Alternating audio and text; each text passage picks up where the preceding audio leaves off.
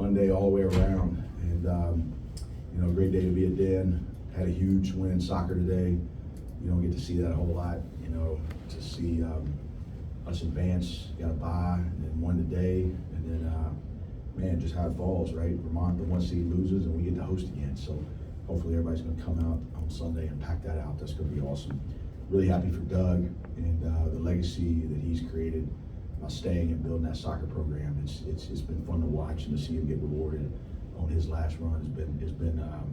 It's really been amazing. Great day in the arena. Thought again, arena really popped. Student section, fans, just the energy in the arena. It was neat to have Ravenel Curry back today at the game, and obviously couldn't have done this without him.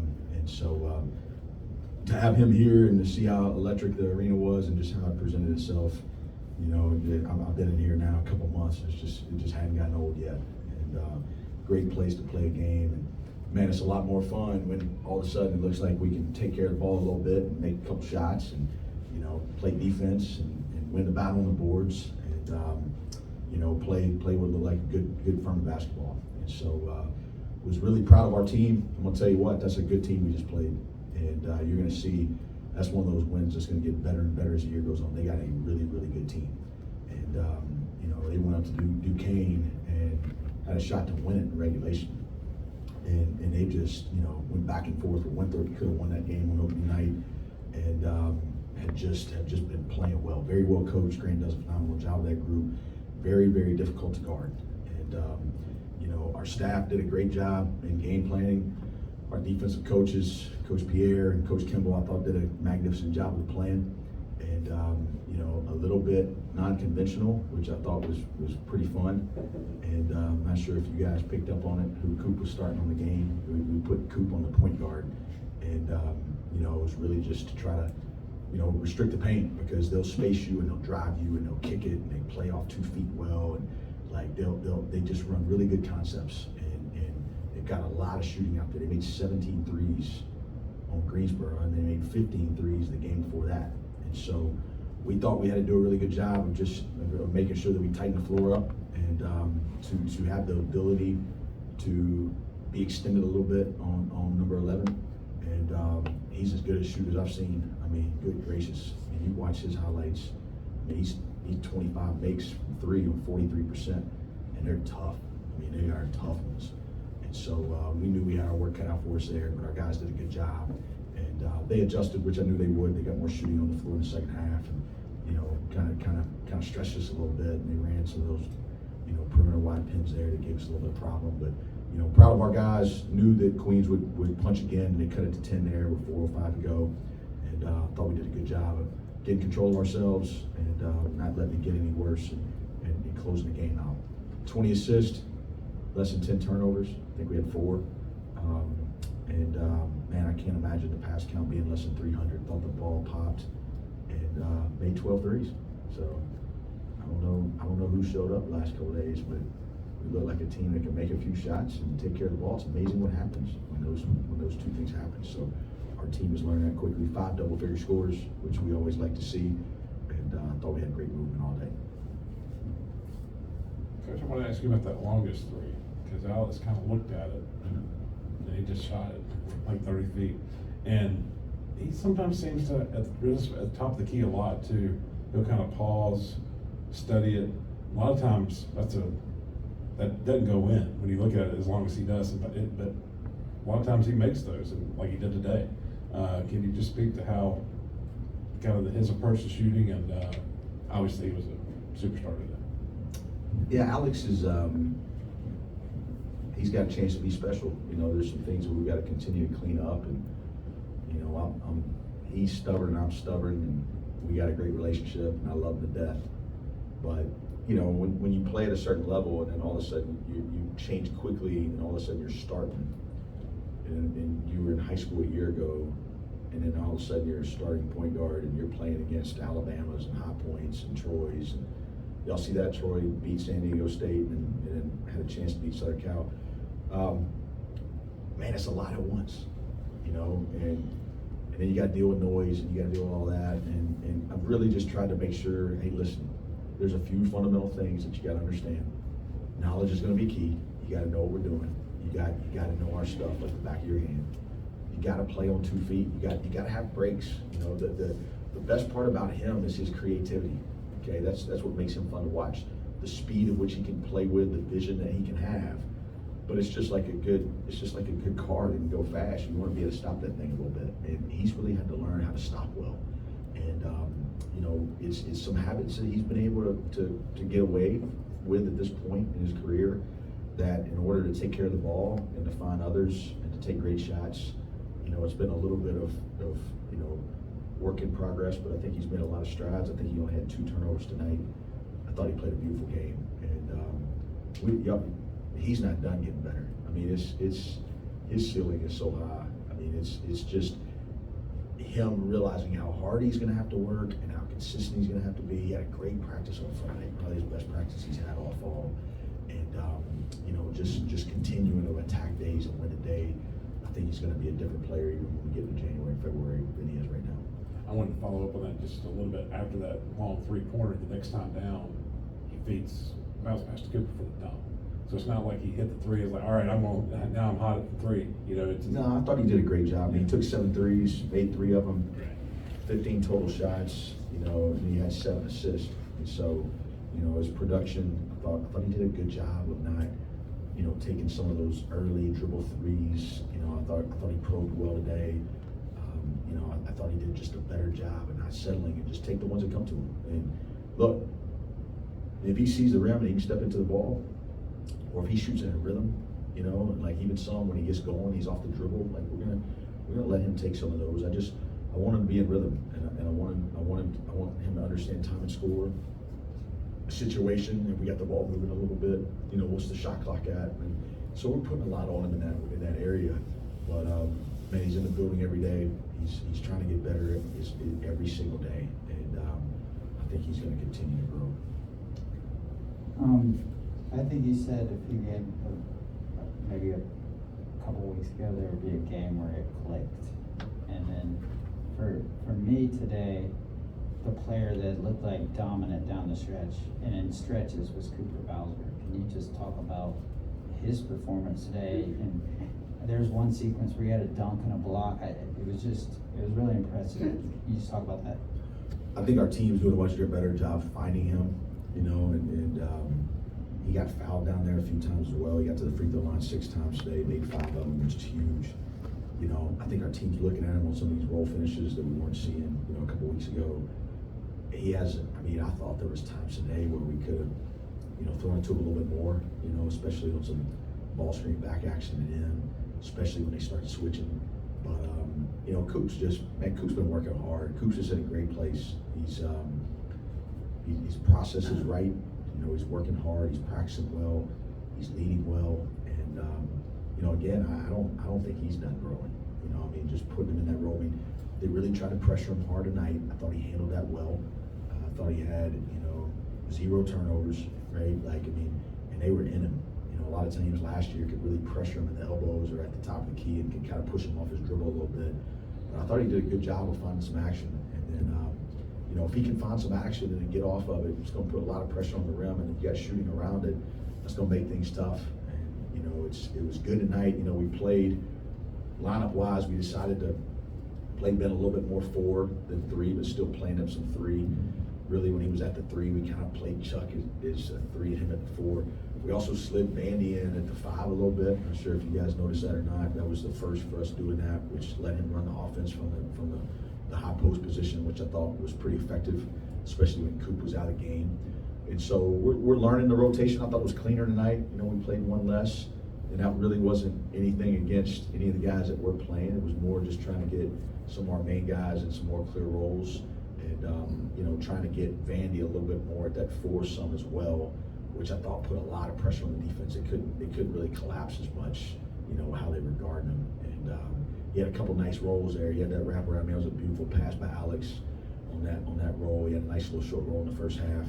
And I thought Vandy was a machine tonight. I mean, I really thought he was impressive in just all areas of the game.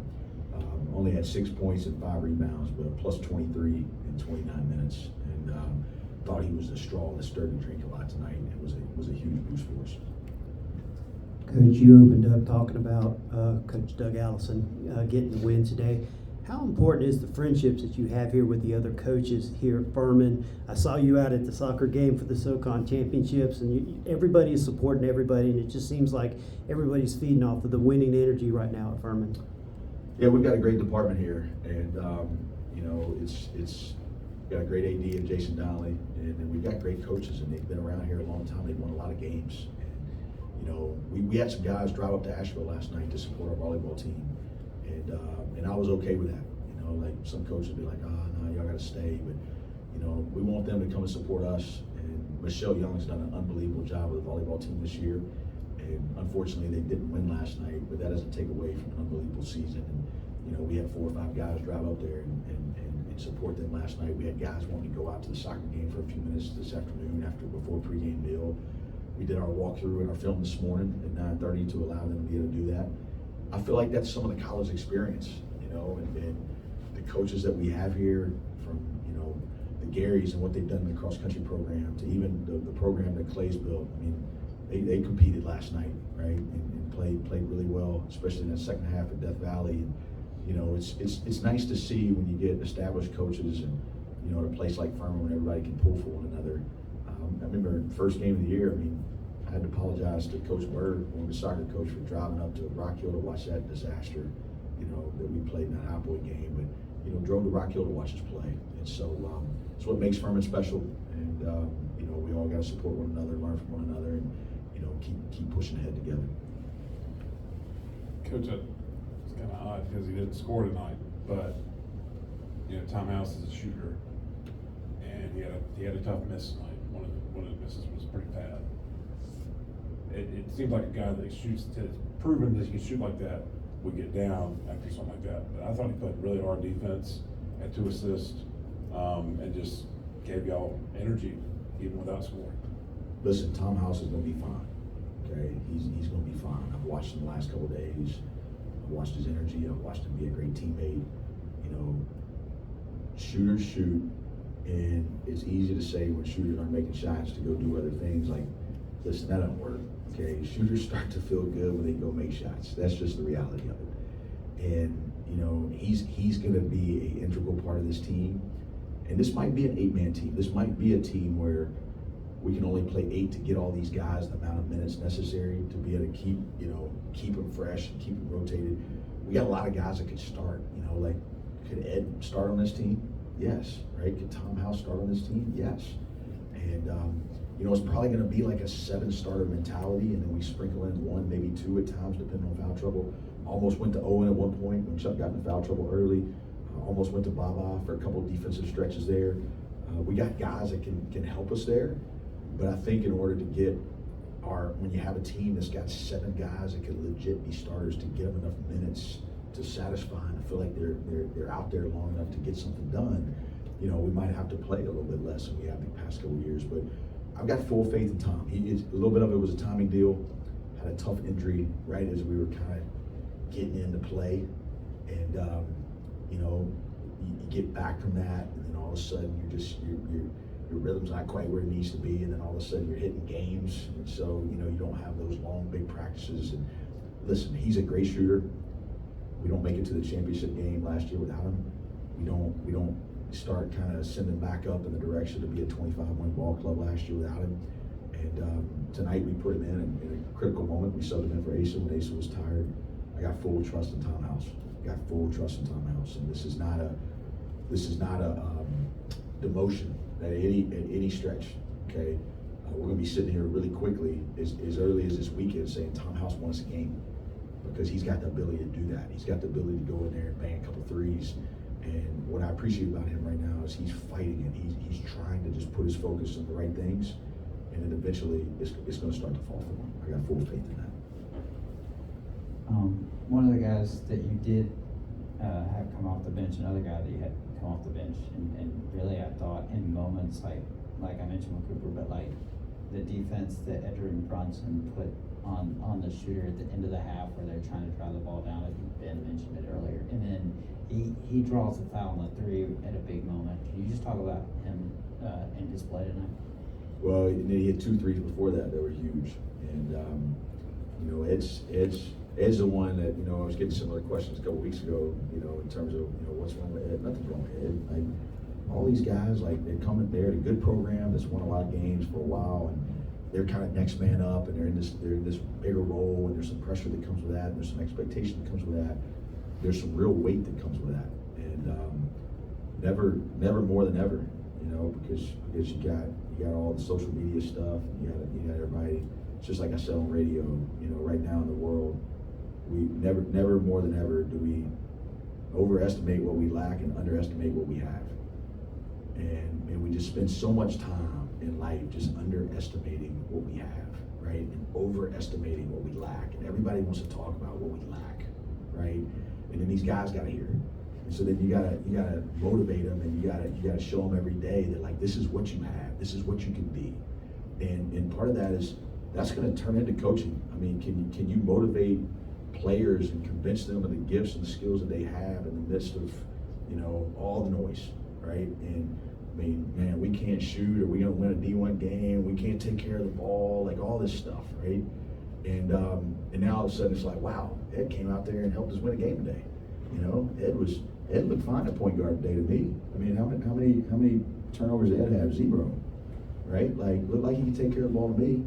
Looked like he could shoot today, you know, and that's like underestimating what we have. Like, Ed Bronson's a good player, right? Like, anybody watch North Texas last year, right? Him and Tom House. Like, if you want to doubt how those two are going to help us, go look at that game. But they're in new roles, and they're adjusting. And so there's a patience, and there's a care, and there's a support that we got to have for them. But then we got to hold them to a standard, and then we got to say, hey, let's go out there and do it. But look, Ed's another one. Like, as he gets comfortable out there and his confidence starts growing, you're going to see him continue to climb. And he's a shot maker, he's a worker, he's a great person, he's a great teammate, and man, he's what we like around here. And nothing thrills me more than to see him make those 2 big ones. And you know, he apologized to me for the heat check. I was like, don't apologize for that. Like, you earned the right to pull that, you know. And I want him playing aggressive like that. I want him going out there and saying, you know what, like, I'm gonna be a playmaker out here. I'm gonna play with an edge and some confidence about me, because he's more athletic and he's got more explosion, he's got more burst than we know yet. And as he gets more confident, he starts kind of shedding some of the overthinking and overanalysis. You're gonna see a guy that's gonna continue to get better.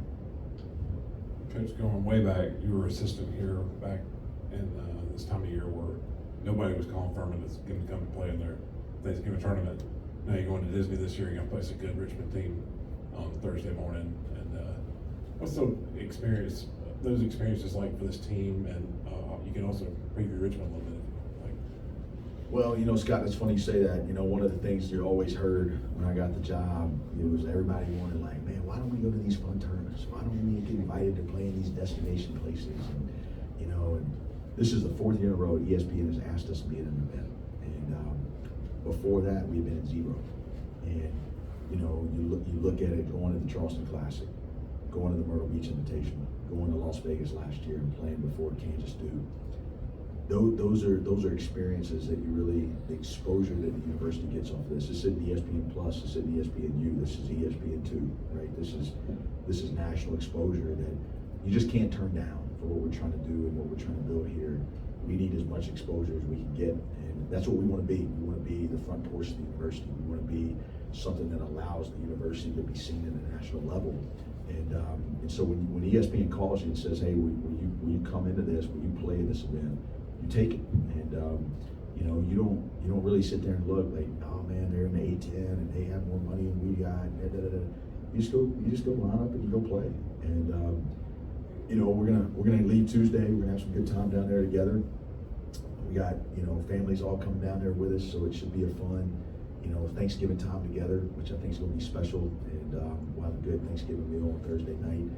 But yeah, Richmond's good. They're really good. I mean, VMI's gotten off to a good start as well again, and you know, Andrew's done a great job. But they beat I think they won by 30 the other night, and you know, Chris does a great job.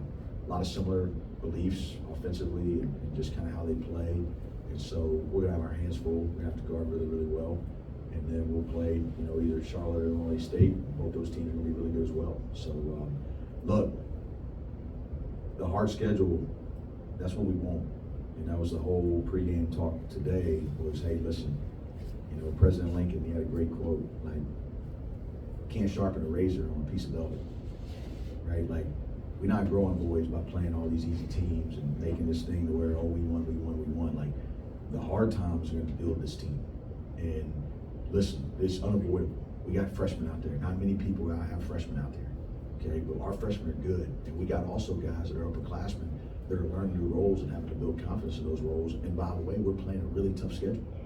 And so, you know, these times are what make us. And, you know, great Novembers don't always create great Marches.